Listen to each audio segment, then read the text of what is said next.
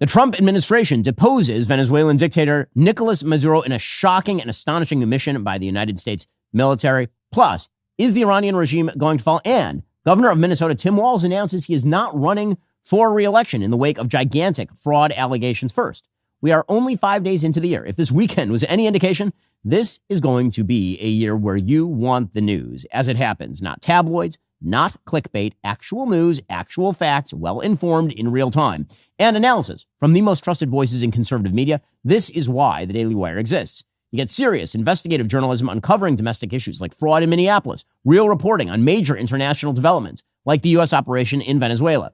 You also get live updates, breaking news alerts, and full access to our daily ad-free uncensored shows in premium entertainment library. Head on over to dailywire.com/subscribe. Today is the last day to save 40% on a new annual membership. Don't miss it.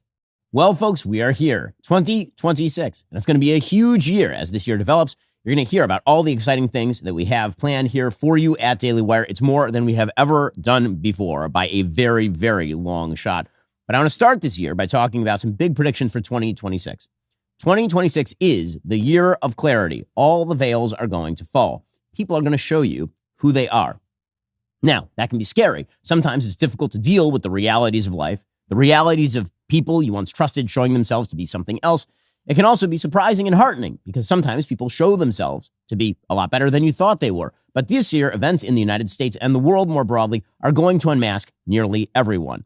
Why? Well, because I think we are on the precipice of something pretty big. And when big things happen, when the world becomes more chaotic, people reveal themselves. Adversity reveals character. And we're about to experience some adversity as Americans. Where will that adversity come from? Well, it could come from the international sphere. Adversity may spring from China's authoritarian ambitions against Taiwan, or its global desire to expand power bases from Africa to Latin America. Already, we've seen some politicians and commentators shying away from revealing the realities about China, fearful that doing so could undercut their delusional vision of a world in which America in retreat is somehow good rather than harmful. Adversity could arise from the continued conflict between Russia and Ukraine, or from Russia's growing ambitions in the region and globally. Many figures are already revealing themselves in their views of Russia, often evidencing shocking blindness toward what Russia is, what Russia wants, up to and including full-scale propagandizing on behalf of a tyrannical regime steeped in hatred of the values of the United States. Adversity could come from Iran's continued pursuit of nuclear weapons and international terrorism, or its desperate desire to stave off internal regime change, or from its propaganda arms in Qatar and elsewhere pushing anti-Western, anti-American bull. Many politicians and commentators are already showing themselves willing to do anything and everything on behalf of such regimes, up to and including flying cover for radical Islam. Adversity might emanate from chaos in our southern hemisphere, where rogue states like Venezuela were pursuing deeper relations with our enemies until President Trump acted, as we'll get to in a moment, or from Europe, where unchecked immigration, combined with regulatory overreach, threatens to doom an entire continent to stagnation and disarray. Could come from any other variety of sources on the foreign front. The world is a chaotic place. It's a more chaotic place when America is weak, as many on the left and the right wish to make her. Adversity will arise domestically, too. Adversity may come in the form of economic turmoil. While the economy right now appears to be in pretty good shape, nobody knows how the current AI investment cycle will play out in the short term, and economic turmoil brings with it political vultures. Already, we've seen some conservatives turning away from defensive free markets in favor of statism that seems more familiar from the left. And we've seen leftists embracing the most extreme versions of wealth seizure and collectivist centralization. Adversity will certainly originate in the size and scope of our massive and bureaucratic government, which provides extraordinary obstacles to American achievement and overwhelming support to people who are willing to steal from their fellow Americans. Adversity will certainly come, too, in the form of reactionary posturing. Lies told by the left will be mirrored in lies told by the right, and vice versa, resulting in a continued spiral of conspiratorial polarization, totally disconnected from the actual lives of most Americans. Already, we've seen cynical politicians and morally corrupt commentators spew untruths in pursuit of algorithmic momentum, and that is definitely going to accelerate this year. Politicians and commentators reveal themselves in how they react to adversity. So, do they react by telling you the truth, no matter how much their audience might dislike it? Or do they lie to you by telling you the things they think you want to hear? Do they react out of principle or out of convenience? Do they recommend coalitional solidarity at the expense of basic decency and integrity and truth? In other words, do they treat you like a sucker or do they treat you like a citizen? Of course, it's an election year, and that means that we're going to be swamped by lies and prevarications. by a lot of politicians who promise the moon and deliver nothing. We'll be swamped, too, by commentators who suggest that political failure results generally from a lack of Nietzschean will rather than the complicated give and take of normal day-to-day politics, and who say that if you get more outraged, conspiratorial, and angry, somehow our politics will improve. How will we, Americans, react to that adversity, that onslaught of cultivated resentment and Machiavellian manipulation? The American Republic is founded, on the one hand, in a fundamental supposition that human beings are capable of discernment, of acting morally when faced with adversity, of preferring truth to comforting falsehood, of recognizing our own fallibility. And the American Republic is founded, on the other hand, on the reality of human nature's darker side, our tribalism, our venality, our selfishness, all of which, when put together, is why our founders preferred a republic of checks and balances rather than a Francoist dictatorship or a pure democracy. It's why James Madison wrote in Federalist 51, quote, "Ambition must be made to counteract ambition. The interest of the man must be connected with the constitutional rights of the place. It may be a reflection on human nature that such devices should be necessary to control the abuses of government. But what is government itself but the greatest of all reflections on human nature? If men were angels, no government would be necessary. If angels were to govern men, neither external nor internal controls on government would be necessary. In framing a government, which is to be administered by men over men, the great difficulty lies in this. You must first enable the government to control the governed, and in the next place, oblige it to control itself. So, in the end, it's up to us. We have to become better at discernment. We have to act with humility. We, the American people, must discern who is telling us the truth, even when we don't want to hear it, and who is lying to us out of audience capture or political expediency or sycophancy. We have to work to preserve the checks and balances of our system, even checks and balances that might seem to deprive us of temporary power. If we don't, we risk an authoritarian centralization that turns against basic freedom. What's more, we risk an arrogance about our own nature that surely turns to disaster, even if our side seems to have that temporary upper hand. Most of all, we have to remember this. People who promise utopia, an end to adversity, an end to the chaos and turmoil of life, so long as you give them your trust and your power, are providing you a Faustian bargain in which you receive neither utopia nor freedom. Those who tell you that your future is not in your hands and who encourage you to surrender whatever is left of that future to a demoralizing conspiracism, those people are lying to you, and they are lying to you for their own gain. And you deserve better than that, and we all deserve better than that. So, let 2026 be a year of clarity. Let people reveal themselves for who they are and believe them when they show you. And may we all approach the adversities of whatever comes our way with the courage, conviction, and decency that make America truly great. We'll get to everything that just went down in Venezuela in a moment. First, this episode is sponsored by Pure Talk. If your credit card balance is stressing you out after all that holiday spending, I have something that can save you money right now. You can cut your cell phone bill in half by switching to Pure Talk's Saver plan. Just $20 a month for unlimited talk, text, and 3 gigs of high-speed data on Pure Talk's super-fast nationwide 5G network.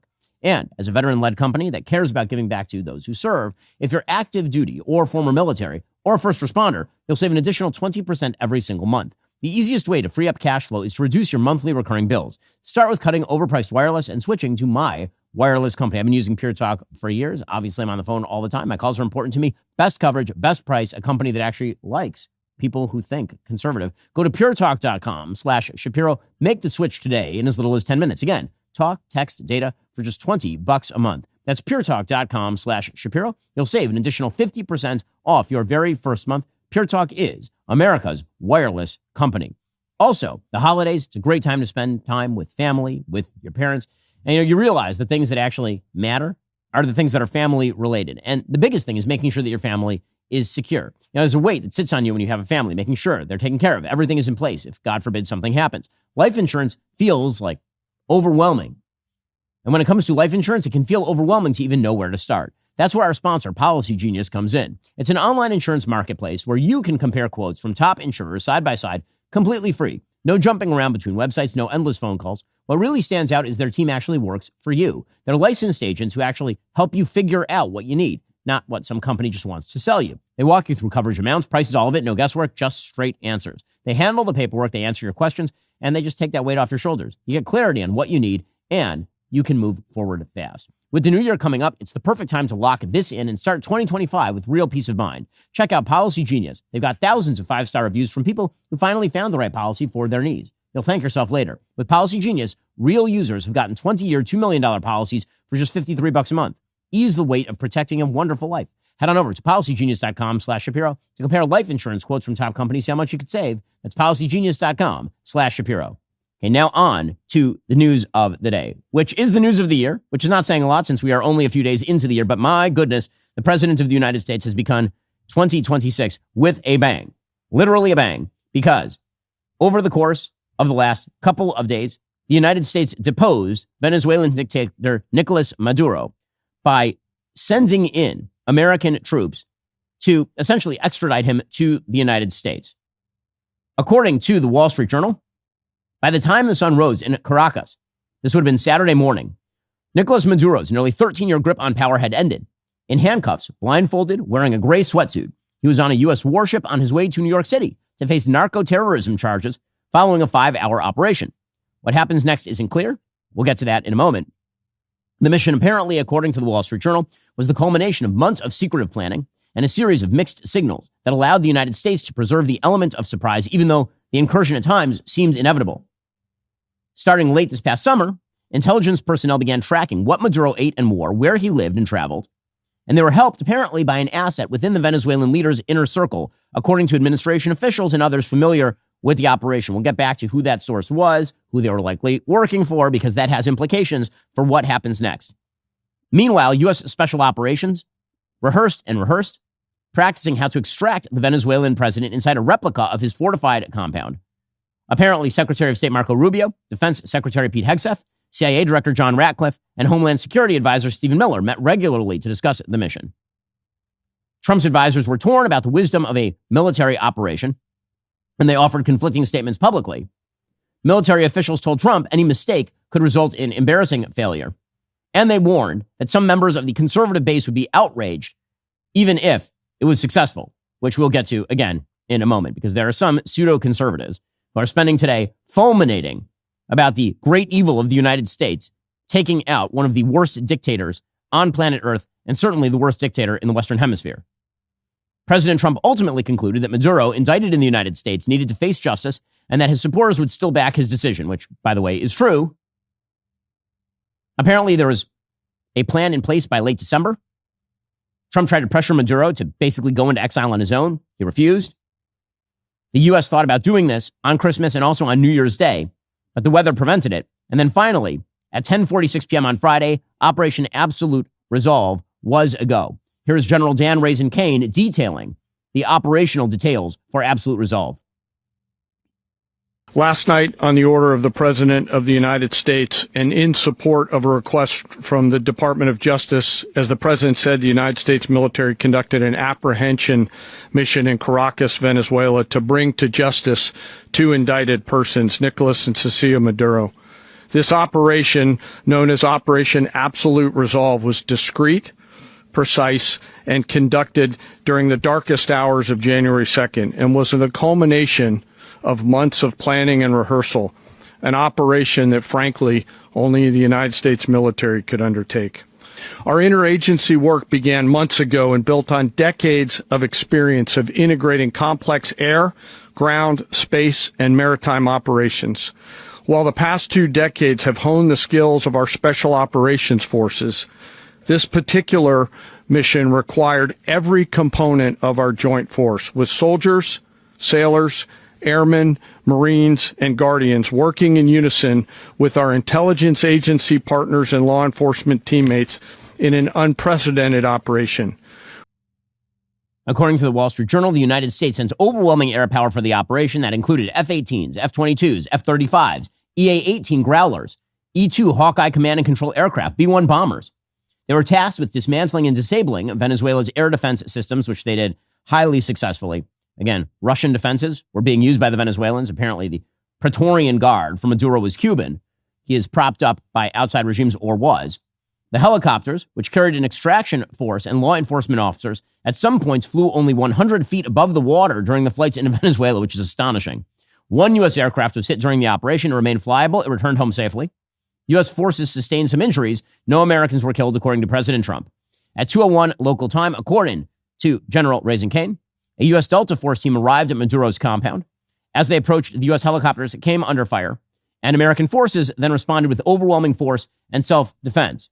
U.S. Special Forces arrived inside Maduro's compound. They exchanged gunfire with Venezuelan personnel. Probably some of those people were Cuban. Maduro and his wife attempted to flee into a steel-reinforced safe room.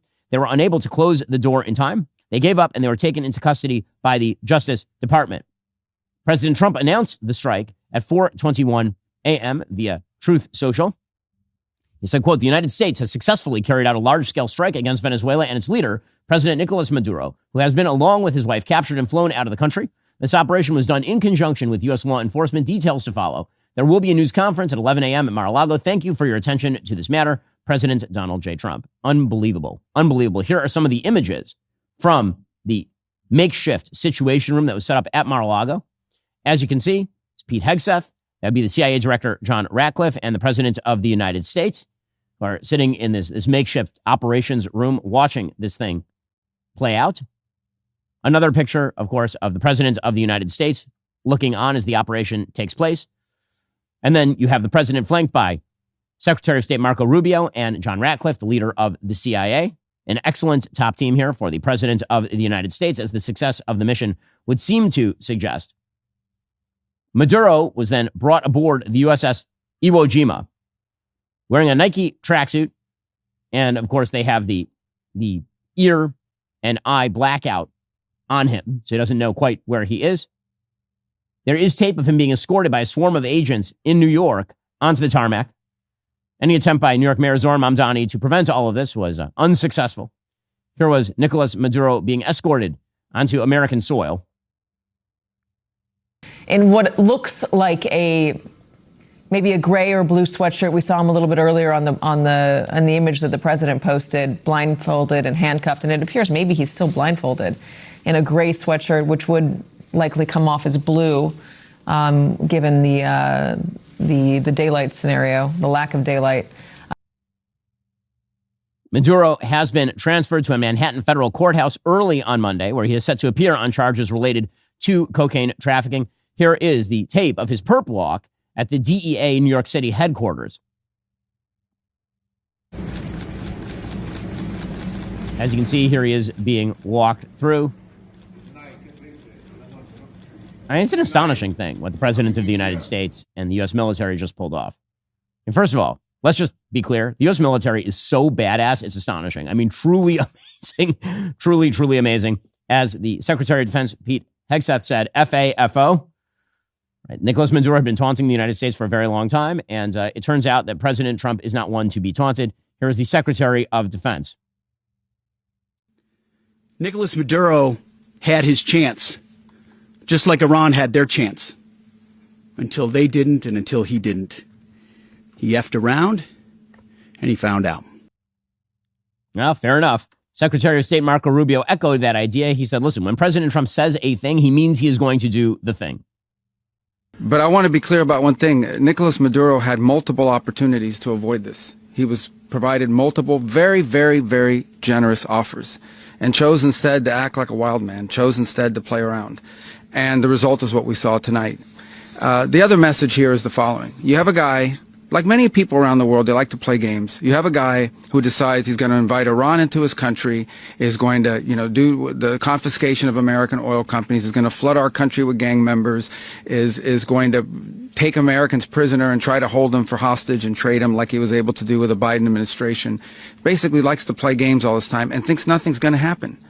And I hope what people now understand is that we have a president. The 47th president of the United States is not a game player. When he tells you that he's going to do something, when tells you he's going to address a problem, he means it. This does have major implications for America's pursuit of its own political interests around the world, because what it means is the president is not one to bluff. This is the second major military operation pursued by the Trump administration that involved essentially a few hours of American force, resulting in catastrophic consequences for America's enemies. The first, of course, was last year when the president authorized that B-2 bomber flight into Iran to take out the Fordo nuclear facility, totally upending geopolitics in the region with one airstrike. And now what he's done with Nicolas Maduro in Venezuela. President Trump explained exactly what he is doing. And again, I have been saying for a very long time that President Trump's foreign policy is not isolationism. Anyone who has been telling you that is isolationism is lying to you, lying to you. By the way, their view of foreign policy also happens to be wrong about the world, just as a matter of reality, which we'll get to in a little while here. The president was on this program before the election explaining that his foreign policy is peace through strength, that he pursues America's interests in muscular, realist fashion. He's not interested in long-term hundreds of thousands of troops occupying places. He's not interested in Iraq-style occupations, but he is interested in pursuing America's real hard interests in the world, because that does put Americans first. He has always been clear about this. Anybody who, again, has been lying to you about this was doing just that, lying to you. Well, here's President Trump explaining why he just did what he did. Why is running a country in South America America first? Well, I think it is because we want to surround ourselves with good neighbors. We want to surround ourselves with stability. We want to surround ourselves with energy. We have tremendous energy in that country. It's very important that we protect it. We need that for ourselves. We need that for the world. And we want to make sure we can protect it. Why? I mean, it's almost as though the president understands that the United States exists on a globe, and on that globe are many other countries. And we have interests in what happens in those other countries, including in places like Venezuela, or, for example, in Iran, or, for example, in Taiwan, or maybe even, for example, in Eastern Europe and Ukraine.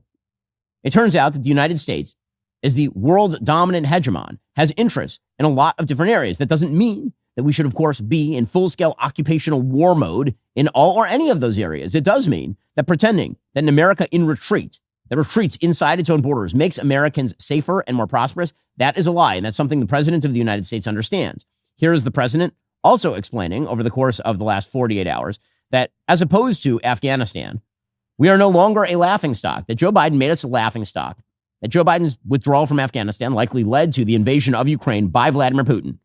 And President Trump says, listen, if our policy is indeed, as the Secretary of War says, FAFO, then fewer people are likely to FA. Compare this to Afghanistan, where we were a laughingstock all over the world. We're not a laughingstock anymore. No, we have the greatest military in the world by far. We have the greatest equipment, military equipment in the world by far. He is not wrong, of course.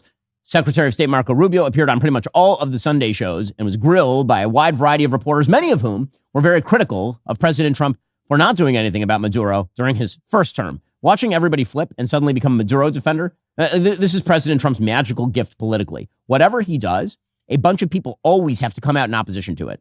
Always. It doesn't matter if he deposes a murderous dictator like Nicolas Maduro. Some people still have to be upset about it.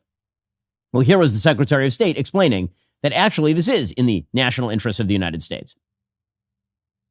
So now there are other people in charge of the military and police apparatus there. They're going to have to decide now what direction they want to go. And we hope they will choose a different direction than the one Nicolas Maduro picked. Ultimately, we hope this leads to a holistic transition all the way around in Venezuela, societal, political, all of that. We're in favor of all of that. But right now, we have to take the first steps. And the first steps are securing what's in the national interest of the United States and also beneficial to the people of Venezuela.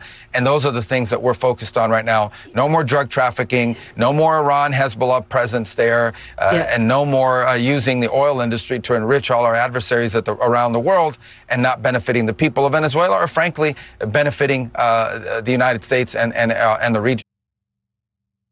President Trump has called this the Don Roe doctrine as opposed to the Monroe doctrine, which I got to say I kind of love. Here's the president of the United States.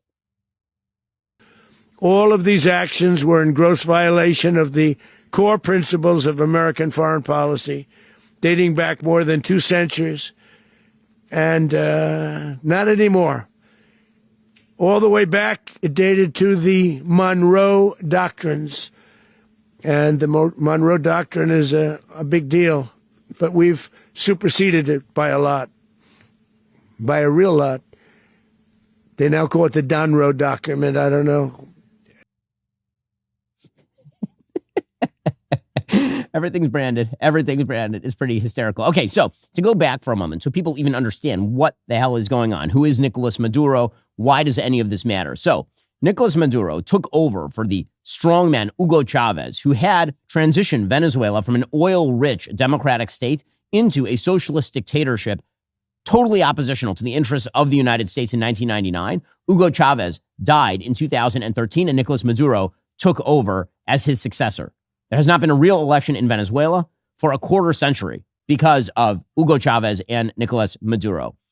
He was responsible for tens of thousands of extrajudicial executions, according to the UN High Commissioner for Human Rights. Typically, I don't cite the UN as a source, but when the UN is critical of left-wing dictators, it's probably true because the UN is, in fact, run by people who are friendly to left-wing dictators as a general rule. Health and hunger crises have likely cost hundreds of thousands of lives. Infant mortality skyrocketed under the Chavez and then under the Maduro regimes. Between 2013 and 2021, when Maduro was already in charge, GDP per capita in Venezuela dropped by 75%. 75%. In 1999, GDP per capita in Venezuela, this is just before Chavez took over, was about $4,000 per year. By 2021, it was $1,500 per year. Today, it is still under $3,000 per capita. And there's no excuse for this because, of course, Venezuela is one of the most resource-rich nations on earth, rich in gold, rich in oil. Oil production dropped from 3.2 million barrels of oil per day in 1999 to 850,000 barrels of oil per day. Again, that is a 75% drop in oil production. Why? Because they nationalized the oil industry. They barred American companies from trafficking in oil, from drilling, from ownership in the oil industry, which meant less production. Because when you nationalize things and then you hand over all the proceeds to your cronies, it turns out things become wildly less productive. Hyperinflation then set in because the government didn't have enough money to pay for all of the services it had promised, so it just started printing money. Over the course of the Chavez and then Maduro regimes, nearly 8 million people, it's like 25% of the entire population, fled Venezuela. In terms of international geopolitics, Maduro was an ally of all of America's enemies. He made common cause with Russia.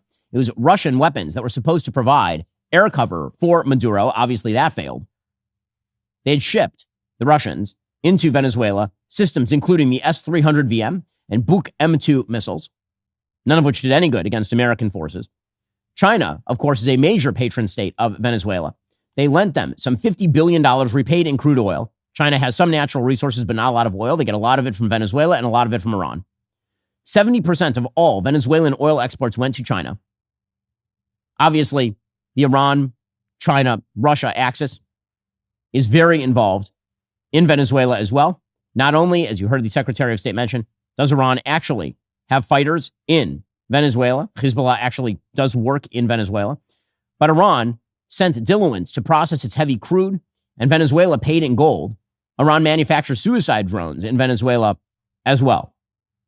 Okay, so those are all reasons why the United States has an interest. And that's leaving aside the massive drug trafficking into the United States, the massive migration north that has happened because of misgovernance in Venezuela, the fact that Venezuela is a sponsor state of Cuba, which of course exists very short distance from the United States. So what comes next? Well, first we have to sort of determine what happened here. So there are a couple of models for changing regimes in Latin and South America. One model is what I think we just saw in Venezuela. The other model is what we saw in Panama. So a lot of people are likening what we saw in Venezuela over the weekend to what happened in Panama under George H.W. Bush. So there was an invasion of Panama that happened under George H.W. Bush, in which Manuel Noriega, who was the dictator of Panama, was arrested, brought to the United States, charged. And then the regime in Panama was essentially overthrown. Noriega ended up being tried and convicted in the United States on charges of drug trafficking, racketeering, and money laundering, and served 20 years in the U.S., and then was extradited to France. The basis for invading Panama at that time was that Noriega had declared a state of war, and the U.S. had declared a response to an imminent threat. There were about 35,000 Americans living in the Canal Zone. And so the United States took significant action. We had 13,000 troops in the Panama Canal Zone in the first place because we built it. And we added another 14,000 troops. And then we didn't just depose Noriega. We swore in Guillermo Endara, who was the winner of the 1989 election as president, and dismantled the entire Panamanian defense forces and replaced them with the Panamanian public forces. Okay, so that is not what happened here.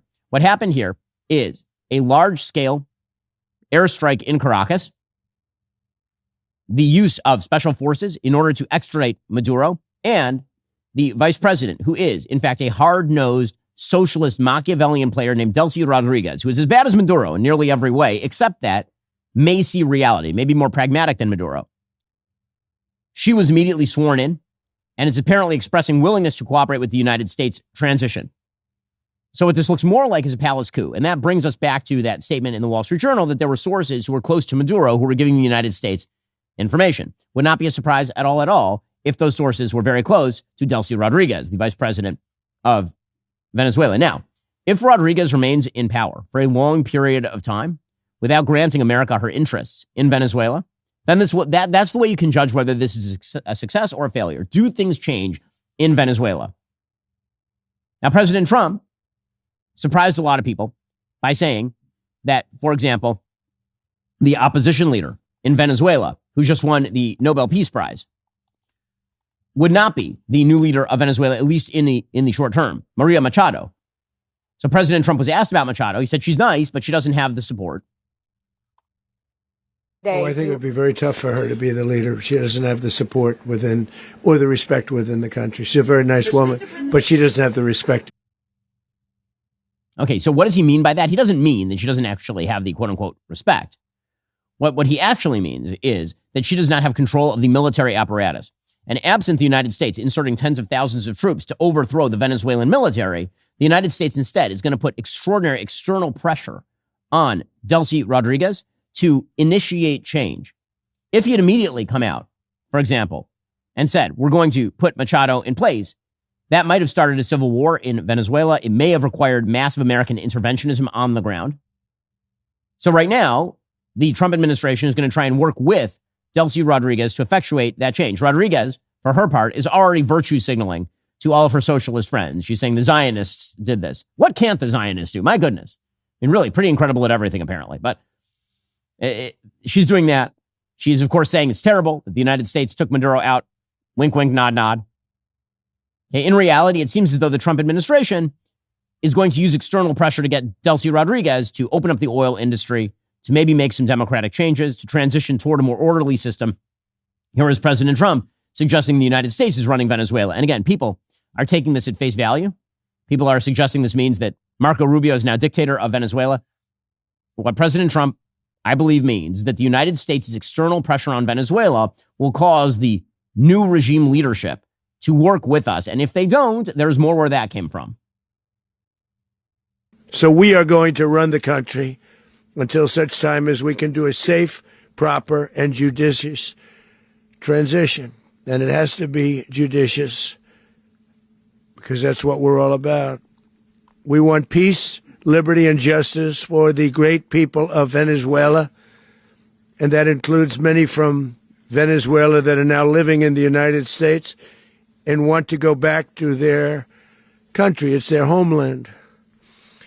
We can't take a chance that somebody else takes over Venezuela that doesn't have the good of the Venezuelan people in mind. And so what he means there is we're going to keep our boot on the throat of Delcy Rodriguez and the administration there. And again, he's warning her. He says, listen, if you don't do what we want you to do, then maybe we'll do it again, right? We don't want boots on the ground there, but if you don't do what we want you to do, then there might be boots on the ground. We're not going to telegraph what we're doing. Does the U.S. running the country mean that U.S. troops will be on the ground? How will that work? Well, you know, they always say boots on the ground. Oh, so we're not afraid of boots on the ground if we have to have. We had boots on the ground last night at a very high level, actually. We're not afraid of it. We don't mind saying it. Again, that is him saying F around and find out. Marco Rubio was asked by Kristen Welker over at NBC about President Trump's comments on quote-unquote running Venezuela, and here's what the Secretary of State had to say.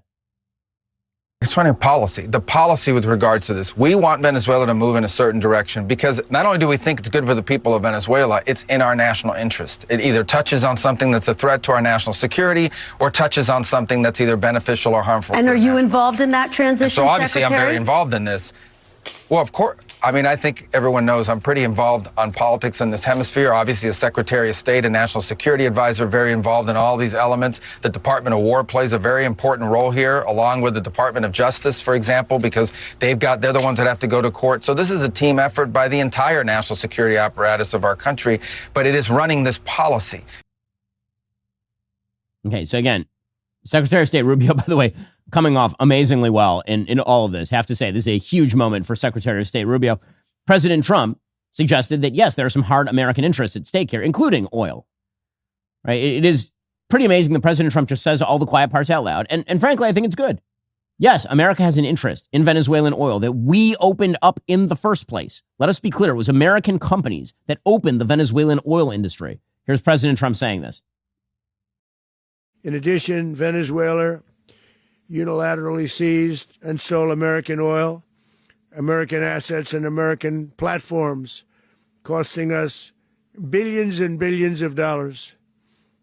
They did this a while ago, but we never had a president that did anything about it. They took all of our property. It was our property. We built it. Okay, he's right about that. He says that it is a priority for the United States to rebuild Venezuela's energy infrastructure, and that will create gains in the economy for Venezuelans, which of course is true. President Trump was also asked what happens next, and he said, listen, it's not just Venezuela.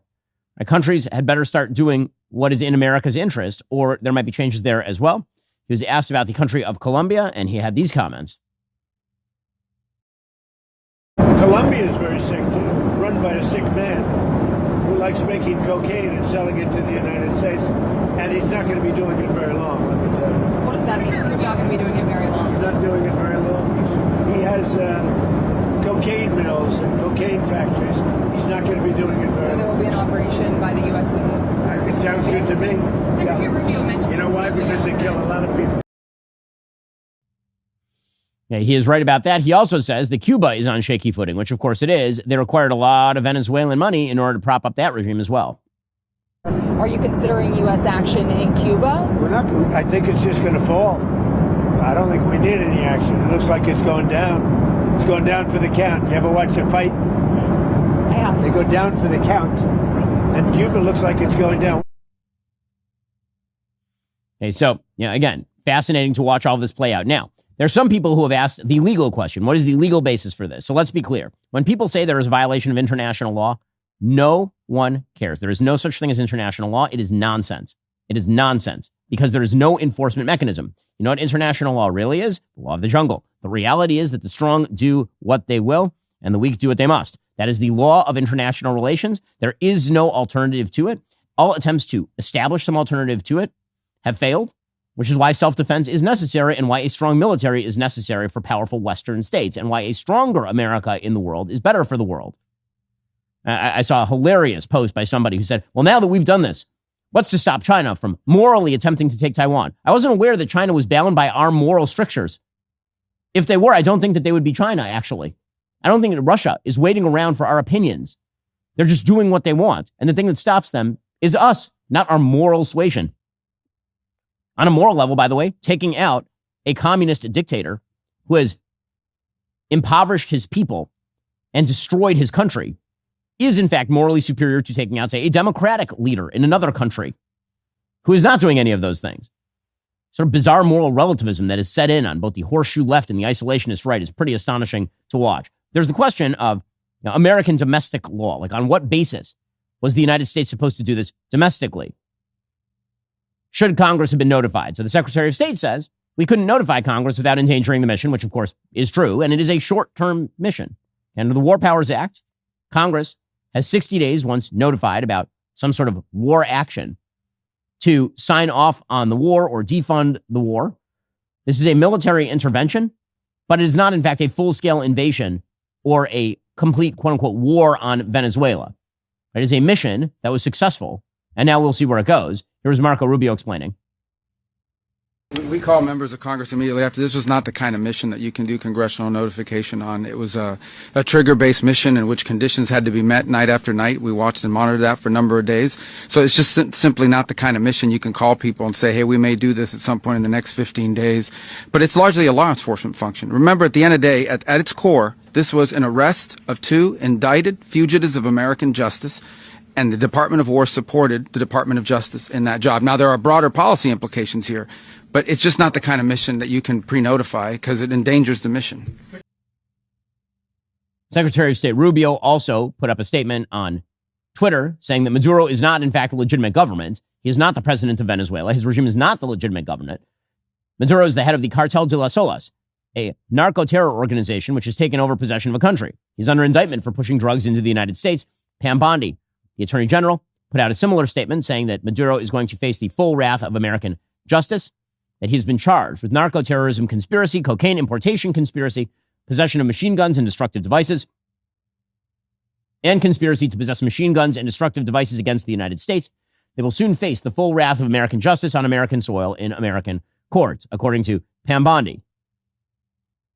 According to the Barr memo, which is a very famous memo written by William Barr about the Panamanian change of regime in 1989, the argument was that the president can order the FBI to investigate and arrest individuals in foreign countries, that the UN Charter is a non-binding advisory document that is secondary to domestic law, and that there are no Fourth Amendment protections to apply to foreign citizens abroad.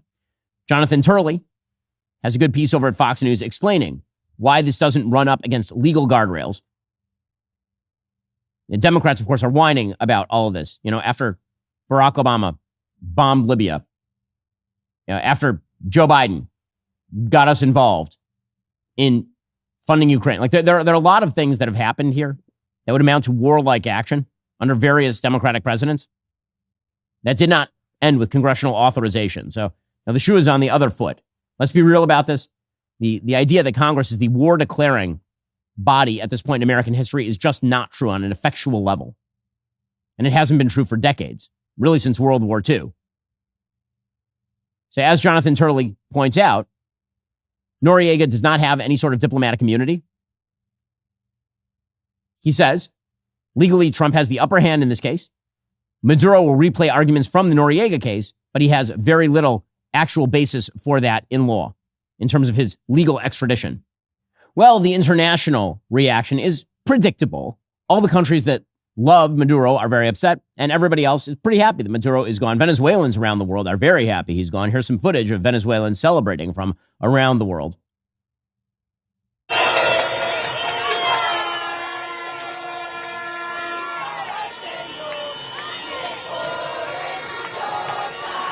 Now, again, you have the huge crowds. Not a giant shock. Venezuelans everywhere despise Nicolas Maduro and Hugo Chavez for having destroyed their country. Hilariously, there was a Chinese delegation there to meet with Maduro on Friday morning, and they were stuck in the country while all of this was going on. Whoopsie, it didn't go amazing for them. Meanwhile, the EU President Ursula von der Leyen put out a statement saying that they stand by the people of Venezuela. Quote, following very closely the situation in Venezuela, we stand by the people of Venezuela and support a peaceful and democratic transition. Any solution must respect international law and the UN Charter, yada, yada, yada. Well, you didn't do anything. So between international law and the UN Charter and $5, you could buy a cup of coffee. Or you could wait for the United States military to do the thing that all of you have been too spineless to do for, you know, a full generation of humans. Keir Starmer, the socialist prime minister of the UK, he emphasized that the UK had no involvement in any of this. What I can say is that the UK was not involved in any way in this operation. And as you'd expect, we're focusing on British nationals in Venezuela and working very closely with our embassy. And so I will want to talk to the president, I will want to talk to allies, but at the moment, I think we need to establish the facts. And meanwhile, the Russian Ministry of Foreign Affairs is very upset because there is not a dictatorship on earth that is antithetical to American interests. The Russians do not support. They put out a statement, quote, in view of the confirmed reports about Venezuelan President Nicolas Maduro and his spouse being in the United States, we strongly urge the United States leadership to reconsider their position and release the legitimately elected president of a sovereign country and his spouse. He is not legitimately elected. He is, in fact, a narco-terrorist criminal. He is a dictator of a country who has ruined his country, and listening to the Russians jabber on about the legitimacy of elections in Venezuela is like O.J. Simpson talking about spousal love. Meanwhile, the Chinese Ministry of Foreign Affairs put out a condemnation as well when they weren't apparently, watching out the windows of their hotel as America just took Maduro out. Quote, China is deeply shocked and strongly condemns the U.S.'s blatant use of force against a sovereign state in action against its president. Man, somebody should talk to Hong Kong. Such hegemonic acts of the U.S. seriously violate international law. Oh, ho, ho. The Chinese invoking international law. Well, chaining up the Uyghurs and threatening Taiwan. And they threaten peace and security in Latin America and the Caribbean region. China firmly opposes it. Yes, China, which has spread chaos all over the planet, throughout Asia, Africa, and Latin America. We call on the U.S. to abide by international law. This, by the way, should, for those who care, be a good and informational point about the uselessness of international law, if Russia and China can invoke it to their own benefit, it is not worth the paper that it is printed on. Meanwhile, Mexico's president, Claudia Sheinbaum, condemned all of this. The Mexican government put out a statement, again calling on the United States to, quote unquote, respect international law. Listen, any international law that says that Nicolas Maduro must remain as the dictator of Venezuela, forcing his people to eat dog in the streets, I think that's bad. I'll put it out there. I don't think that that's law that is worth its salt. And then, of course, Mexico's Claudia Sheinbaum urged the United Nations to act to help de-escalate the situation. President Trump did respond to this. He said, she's a nice lady, but the cartels run Mexico, so she can sit down. Well, it wasn't meant to be, and we're very friendly with her. She's a good woman, but the cartels are running Mexico. She's not running Mexico. The cartels are running Mexico. And we could be politically correct and be nice and say, oh, yes, she is. No, she's very, she's very frightened of the cartels. They're running Mexico. And I've asked her numerous times, would you like us to take out the cartels? No, Mr. President. No, please. Well, I mean, again, he ain't wrong. And putting America's enemies on notice is a great way of making them do the things that are in American citizens' interests. The Ministry of Foreign Affairs for Qatar, which is effectively the press agency for Iran, expressed its own deep concern when not stuffing its money into the pockets of a wide variety of political figures. Quote, the state of Qatar expresses its deep concern over the current developments in the Bolivarian Republic of Venezuela, calling in this context for restraint, de-escalation, and the adoption of dialogue as the appropriate means to address all outstanding issues. Well, part of that is because, of course, Qatar has tried to act as a go-between. As always, they insert themselves as a go-between between notorious regimes in the United States and then pretend they're useful, which they typically are not. And then they say that they are ready to contribute to any international effort aimed at achieving an immediate, peaceful solution. Oh, isn't that nice? Isn't that nice? That's just delightful. Meanwhile, domestically, the horseshoe reaction has begun. AOC and MTG linking up hands. Those of the acronyms linking up hands. Quote, this is Alexandria Ocasio-Cortez. It's not about drugs. If it was, Trump wouldn't have pardoned one of the largest narco traffickers in the world last month. It's about oil and regime change. And they need a trial now to pretend that it isn't, especially to distract from Epstein and skyrocketing healthcare. Okay, so her theory is that this is a gigantic wag the dog, which of course it is not, and is not going to, quote unquote, distract from things like healthcare costs. That's silly. Okay, I'm unaware as to, I understand she likes socialism, like really, really like socialism. But if you were smart, if you were on the left and you were smart, you would say, yeah, it's actually quite good that Nicolas Maduro is gone. I've been reliably informed by all of our democratic socialist friends that Venezuela is a bad example of a socialist republic, that really they want Norway or Denmark. And yet so many of them are out there defending Nicolas Maduro today. It's so weird. Meanwhile, isolationists like Marjorie Taylor Greene are out there trying to make hay. Marjorie Taylor Greene, again, it is amazing that all you have to do to earn strange new respect from the press, you can be the dumbest member of Congress, which Marjorie Taylor Greene assuredly was. Truly a dumb human. And the media will treat you as that until precisely the moment at which you yell at President Trump, at which point you become a worthy guest on Meet the Press to discuss foreign affairs. Quick, Marjorie, name 5 countries in South America. Go. Here's Marjorie Taylor Greene on Meet the Press. And, you want to know something? After this regime change in Venezuela, I fear that we're going to see jobs just move south because we're already hearing about big corporations lining up their trips to Venezuela for the next big business opportunity that exists, while Americans sit here with no options that are going to provide them with good paying jobs and affordable health care. So her economic theory is that by opening up the oil fields of Venezuela to American development, we're going to lose American jobs? This is her stupid idea? This one? She also put out a statement, by the way, and I only point this out because she is indicative of a strain of pseudo-Republican thought that really is just a chaos agent inside the Republican Party. Mocking President Trump. She says, quote, we are running Venezuela now. And then she put up the hand to face emoji. America first, sarcasm. And then she put out a statement suggesting, quote, in 2024, we voted for America to stop being the world's police, funding foreign wars and murdering innocent people and funding fraud scams and foreigners led in America. We voted against America Last. So it's America Last now to actually secure America's oil interests in Venezuela or to relieve the pressure on Venezuela so that, millions of Venezuelans living in the United States might be able to go back to their home country. So, I suppose that if this is the direction that they want to move, they can. Marjorie Taylor Greene linking up with AOC, not a shock. Here's the horseshoe. Meanwhile, Rashida Tlaib is yelling at President Trump, suggesting it's a war for oil. Here's the thing. That doesn't work when the president of the United States just says, yes, actually oil is in our interest. All right. Another American regime change war. And what's more disgusting about this is they're not even hiding it anymore. It is about oil. And most likely Trump and many of his donor base are going to benefit personally from this. And even more shameful is the fact that I work with colleagues, now being a member of Congress, I see it firsthand. Colleagues are going to be very silent or pretend they're against us or won't even support the War Powers Resolution before them, primarily because they benefit personally, not only through stock ownership through war manufacturing and private defense contractors, but many of them get direct donations from these oil companies. What, my goodness. What terrible dictatorship will she not uphold? Truly, it's incredible.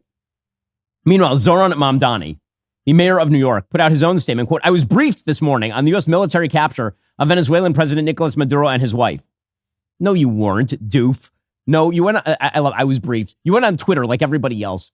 Yeah, I'm sure that the Trump administration called up Zoran Mamdani and they're like, Zoran, we need to tell you about what's going down in Venezuela right now. And then he said, unilaterally attacking a sovereign nation is an act of war and a violation of federal and international law. Man, somebody should tell him about what Hamas did on October 7th. This blatant pursuit of regime change doesn't just affect those abroad, it directly impacts New Yorkers, including tens of thousands of Venezuelans who call the city home. Okay, so Mamdani is claiming this is bad for Venezuelans. I suggest you take a poll of Venezuelans in New York and see how they feel about all of this. Meanwhile, Chuck Schumer, demonstrating his own hypocrisy, the Senate minority leader, here was Chuck Schumer in 2020, chiding President Trump for not being harsh enough on Maduro. And then here he was yesterday, chiding the president for taking out Maduro. And the president brags about his Venezuela policy? Give us a break. He hasn't brought an end to the Maduro regime. The Maduro regime is more powerful today and more entrenched today than it was when the president began. It was reckless. It was dangerous. And looking at the president's demeanor, he didn't even seem to be aware of how dangerous and reckless it is. Let me be clear. Maduro is an illegitimate dictator, but launching military action without congressional authorization, without a credible plan for what comes next, is reckless. Just call it a drone strike from Barack Obama, and he's fine with it. These people are pathetic, truly. Bernie Sanders, who, again, has never met a socialist dictator he does not adore, put out a long statement that I will not read the entirety of because it's boring. Quote, Donald Trump has once again shown his contempt for the Constitution and the rule of law. This guy does not get to talk about the Constitution. There is no one with more contempt for the Constitution than Senator Socialist Bernie Sanders. The President of the United States does not have the right to unilaterally take this country to war, even against a corrupt and brutal dictator like Maduro. The United States does not have the right, as Trump stated this morning, to run Venezuela. Congress must immediately pass a War Powers Resolution to end this illegal military operation and reassert its constitutional responsibility. Well, the operation's over. I mean, that's fine. Trump's attack on Venezuela will make the United States and the world less safe. Less safe. Explain. Truly. So Bernie Sanders goes on, this brazen violation of international law gives a green light to any nation on earth that may wish to attack another country to seize their resources or change their governments. Again, this is the idiot logic. So I noticed that Russia attacked Ukraine without us doing anything about Venezuela. And that, in fact, us withdrawing from Afghanistan contributed to that. I noticed China making some pretty bold moves around Taiwan, and they weren't waiting for us to do anything about Venezuela. Idiot logic from idiots. Truly, truly amazing. And of course, not restricted to people on the left. I offer you the genius of foreign policy analyst John Mearsheimer in November of 2025, somebody brought forth consistently by Tucker Carlson as an expert on foreign relations, who says that the United States is incapable of toppling Maduro. I argue in my book that, land power is usually the way you have to go when you go to war against a country. And I think that's true here. I think, we got rid of Saddam Hussein. How did we do it? we had to invade Iraq. And then we had to search around the country, find the guy, and kill him, and then do social engineering. Do you want to do that in Venezuela? I don't think so. And I don't think Trump wants to do it. It's not what his base wants to do. So all of this is a long way of saying, I find it hard to believe that he's going to do anything substantial from a military point of view against Venezuela. I wouldn't be surprised if he tried to work out a deal with Maduro, because just a pinprick type attack is not going to buy him very much, and people will point that out to him, and therefore it just makes more sense to back off, cut a deal. Probably should keep listening to the schmuck who hasn't been right for 20 years or so. Or maybe we should listen to the guy who said in October that the only people who want regime change in Venezuela are globo homo. Oh, yes. Here we go. Nicolas Maduro and his government are very left-wing on economics. Not on social policy, by the way, which is kind of interesting. In Venezuela, gay marriage is banned. Abortion is banned. Sex changes for transgenderism are banned. It's one of the very few countries in the entire hemisphere with those policies. It is on social policy, not defending the regime, just saying, one of the most conservative countries in North or South or Central America. Only El Salvador really comes close, which is much smaller, of course. And by the way, the U.S.-backed opposition leader who would take Maduro's place if he were taken out is, of course, pretty eager to get gay marriage in Venezuela. So to those of you who thought this whole project was globo homo, not crazy, actually. So apparently Donald Trump, J.D. Vance, Secretary of State Rubio, Pete Hegseth, new additions to globo homo happening every day.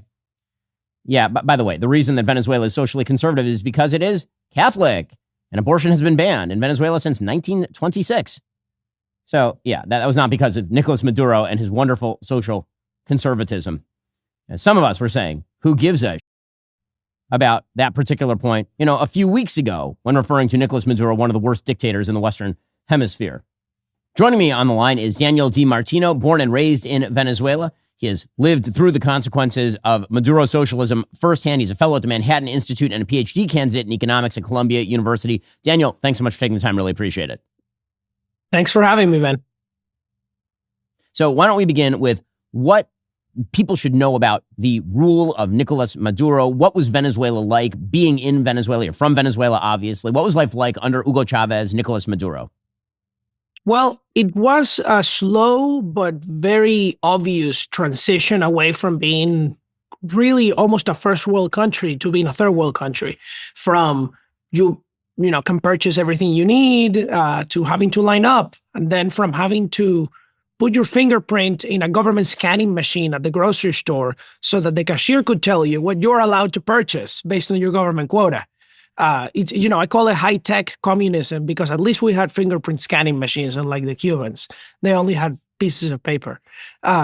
So things like that, no water, no electricity, the internet becoming rarer and rarer, and then ultimately just extreme poverty. My family went from making $2,000 or $3,000 a month to $100. So when you look at what the Trump administration just did, obviously the taking of Nicolas Maduro back to the United States, the deposing of him, but the leaving in place of his vice president for the moment. What do you think the future looks like there? I mean, there's a lot of questions about the fact that the opposition leader Machado was not put in place. It doesn't seem as though she had the level of support in the military that would have allowed for that. My supposition right now is that the United States is working with the vice president of Venezuela, who is a socialist dictator herself, would-be dictator herself. Her brother runs the Venezuelan Assembly. They're both pretty dire characters. But it seems to me that what the United States is basically doing is ratcheting up the pressure on the number two and saying, if you don't do what we want, then we'll do the same thing to you that we just did to Nicolas Maduro. You have to moderate. You have to allow the United States to pursue oil interests, allow American companies to work in Venezuela, and then transition toward democracy. Is that your read on the situation? Yes, but it's important that the transition to democracy happen very quickly. Because if it doesn't, what is Delcy's goal? Delcy's goal is to lengthen this process until Trump leaves. And then why would an oil company invest in Venezuela so that when Trump leaves, Delcy takes everything away from them? And it's important to give some background on who Delcy and Jorge are. Delcy's father, Jorge Rodriguez Sr., was a terrorist, a Marxist terrorist who kidnapped an American CEO for 3 years. And that's why he died. So Delcy, even more than Maduro, has been brainwashed since he was born into this evil. And so, but I do trust, I gotta say, I do trust Secretary of State Marco Rubio. He knows this issue very well. Trump gave him charge of this whole situation. He knows who Delcy Rodriguez is. He knows their tactics. The question is, will Delcy and the rest of the regime do the right thing? Will they leave peacefully and hold new elections or give power to Maria Corina and her team in the next couple of months? Or will there need to be a second strike? So when you look at what the United States just did, obviously Maduro being gone makes an enormous difference. You're seeing celebration in the streets. The assumption seems to be on the part of Venezuelans that there will be the sort of transition. But as you say, the next step matters an awful lot. The president of the United States doesn't have the desire, presumably, to put hundreds of thousands or tens of thousands of troops into Venezuela. What do you think the prospects are of the kind of change coming from the Rodriguez regime that the United States was unable to achieve from the Maduro regime? Well, I think that they thought at the beginning, to be honest, that Trump was bluffing. They didn't think he was going to do this. They didn't think he was going to be successful. You know, many presidents have threatened this. Maduro just had nothing to lose.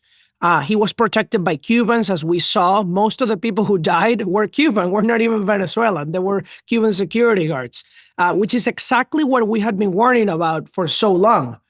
And so now the question is, Delcy understands there's a credible threat on her life and on those around her. Will she take all her riches and go to Russia? Which country will welcome them? Maybe Russia won't, right? Maybe they're afraid to go to Russia. Maybe it will be Qatar, their pal. Maybe it will be some other place. I think it would be very useful for the Department of State to negotiate with a foreign dictatorship other than Venezuela to give safe haven to these people. Take all the money, really. Look, as a Venezuelan, Ben, they can take everything, all the money. A country does not become rich because of its natural resources, even though obviously it helps. It becomes rich because of its freedom. And that's what we need to achieve. So I'm happy to let them get amnesty, but they need to leave and transition orderly. And if not, I absolutely would support, of course, a second strike. So we're speaking with Daniel D. Martino. He has a great piece over at DailyWire called Why Venezuelans Are Dancing in the Streets, and he is from Venezuela originally. Again, this is a pretty amazing piece of news to come out over the course of the last couple of weeks, and we all have hope that the Trump administration is going to follow through and ensure that the first sprigs of freedom actually turn into a forest here as opposed to being eviscerated by the current regime. Daniel, thanks so much for the time. Really appreciate it. Thank you, man. Okay, meanwhile, is this having an impact in other places on Earth? Absolutely. So there's a lot of roiling in Iran right now. Protests have been ongoing for the last week and a half. There's basically no water. There's no electricity. People do not have the basic necessities of life because the Ayatollah regime is a terrible regime. And so riots have begun once again. Apparently some 41 people have been killed in these riots so far. The president of the United States said if Iran goes around killing protesters the way that it has in the past, there will be consequences for that. And again, do I think that the president means hundreds of thousands of people from the U.S. military occupying Tehran? No, I don't, because I'm not a moron. And people who tell you that that's what the president means are once again lying to you. But if the Ayatollahs feel as though they cannot crack down on the protesters because there might be an F-35 that takes out an IRGC facility, well, then maybe that regime has some troubles as well. We're watching it very closely. If they start killing people like they have in the past, I think they're going to get hit very hard by the United States. Well, that seems to me, again, a good piece of American foreign policy assuring America's interests in the Middle East. Apparently, according to the Times of the UK, Iran's Ayatollah Ali Khamenei has a backup plan to flee the country if his security forces fail to suppress protests or desert, according to an intelligence report shared with the Times. Khamenei, by the way, is 86. My guess is that there is a lot of searching going on by Western powers for some sort of number 2 or number 3 in the IRGC to depose Khamenei and move to some sort of transitional regime in Iran. That would not be a surprise at all. Okay, meanwhile, in the other big news of the day, Tim Walz is dropping out of the gubernatorial race. Man, what a fall he has had. So he went from the hot new thing selected by Kamala Harris as her VP candidate to making a goof of himself on the national stage to going back to Minnesota, where it turns out that actually people are upset with him because he has presided over the mass defrauding of the Minnesota taxpayer. So Tim Walz today announced that he would not be running for re-election in Minnesota. The Kalshi markets, Kalshi is a sponsor of the program, the Kalshi market suggests that Amy Klobuchar is the likeliest next nominee for Minnesota governor by the Democratic Party, with Keith Ellison running a distant second. That makes some sense. Amy Klobuchar is well liked in the state of Minnesota. Tim Walz announced he was ending his campaign for re-election. According to Axios, he had announced in September that he would run for an unprecedented third term, but he has bad approval ratings and a lot of intensified scrutiny into fraud in statewide programs. House Speaker Lisa DeMuth on the Republican side of the aisle was looking at possibly running there because of that weakness. Again, all of that followed on a video from an internet personality named Nick Shirley. He basically drove around Minneapolis looking for child and daycare facilities that were being funded by government money, trying to find out whether there are actually any kids there. Now, there's not actually anything new there per se. I mean, he went around and the video is pretty evocative. It's unclear exactly how many of these facilities have children. Some of them presumably do. There have been reports from places like the Minneapolis Star-Tribune that some of the facilities, in fact, do have kids there, that he went during off hours, that they didn't let him in because he was a stranger. You don't let kids in. You don't let strangers into daycare facilities. Apparently, some of the 10 daycares the YouTube content creator blasted for having no children invited reporters in to see for themselves. That does not end, however, the gigantic scandal that is the amount defrauded from the Minnesota taxpayers. However, the Minneapolis Star-Tribune did say that 7 of the facilities that Nick Shirley visited have been cited for safety and administrative violations within the past 4 years, some of them dozens of times. One of them that featured in Nick Shirley's video was a place called Quality Learning Center. Hilariously, the sign was misspelled. It said Quality Learing Center. It had received 121 violations in the past 3 years alone. 5 of the facilities that Shirley visited were meal sites for Feeding Our Future, which was, of course, the pandemic fraud scandal that resulted in 50 convictions. The manager of Quality Learing Center then tried to claim that Shirley came outside of operating hours. They've been operating for 8.5 years. And I think most hilariously, one of the members of a Somali-run daycare facility came out and said their documents had actually been stolen. Whoopsie. Somebody broke in and stole the exact documents necessary in order to prove that they weren't defrauding the federal government. Bottom line here is that the amount of fraud in Minnesota based on these gigantic state programs has resulted in a pause on a funding stream that provides $185 million in annual aid to the state's daycare centers because of federal investigations into Somali-led fraud in the state of Minnesota. According to the New York Times, more than a dozen schemes have come to light in Minnesota in recent years, many of them involving people of Somali origin. Prosecutors say the schemes have cost taxpayers billions of dollars. The scandal has rattled Minnesota politics and drawn the ire of the White House. And again, Shirley's video brought attention to a thing. Some of the claims made are so far unsubstantiated. Some of them, however, have led to further substantiation of the fact that many of these daycare facilities are at the very least poorly run bleep shows that should not be on government funding. And to be fair, in a sentence I will rarely say, to be fair to legacy media, all the way back in October 2024, there was a piece from CNN titled, "As Fraud Scandals Erupt in Minnesota on Governor Tim Walz's Watch, Accountability is in Short Supply." Quote, "When confronted with troubling examples of waste, fraud, and abuse, some state agencies working under the administration of Democratic Governor Tim Walz repeatedly minimized or dismissed the allegations, according to the state's nonpartisan auditor, Judy Randall." So Walz has presided over extraordinary fraud in the system. And now Tim Walz is not running for re-election, which is, in fact, one of the proper solutions politically to truly running this thing like a bleep show.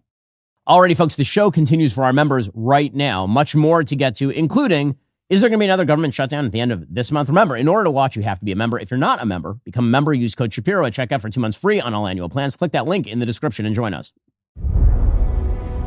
What was it like, Merlin, to be alone with God?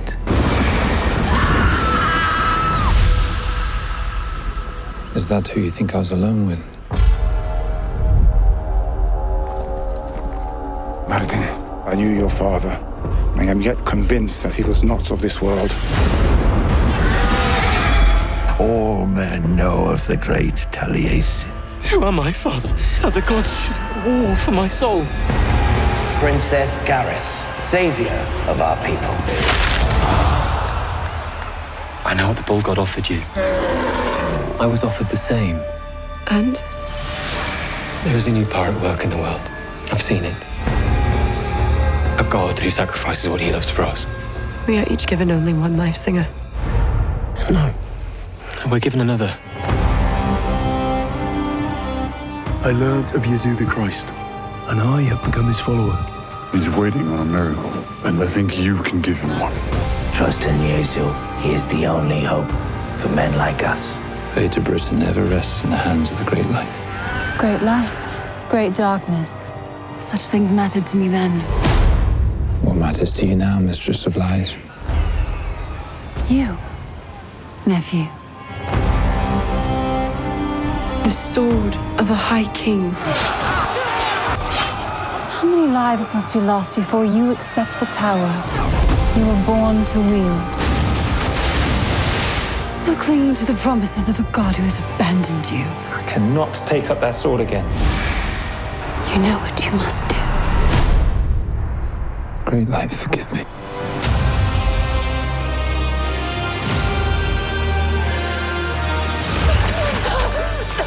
The time has come to be reborn.